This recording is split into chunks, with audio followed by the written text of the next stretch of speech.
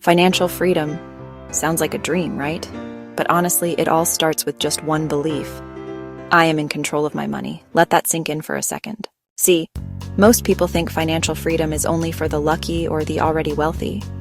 But the truth? It's about mindset. If you believe you're stuck, you'll stay stuck. If you believe you're in control, you'll start making different choices. Small, everyday choices that build up over time. I used to look at my bank account and feel totally overwhelmed.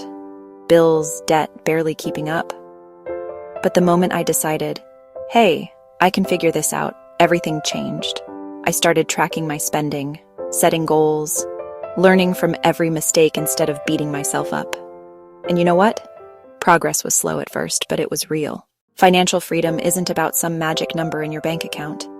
It's about believing that you, yes, you, have the power to change your financial story.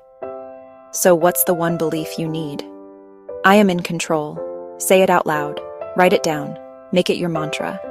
Because the journey starts with what you tell yourself today.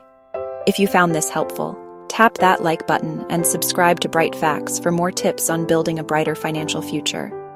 Remember, financial freedom starts with you.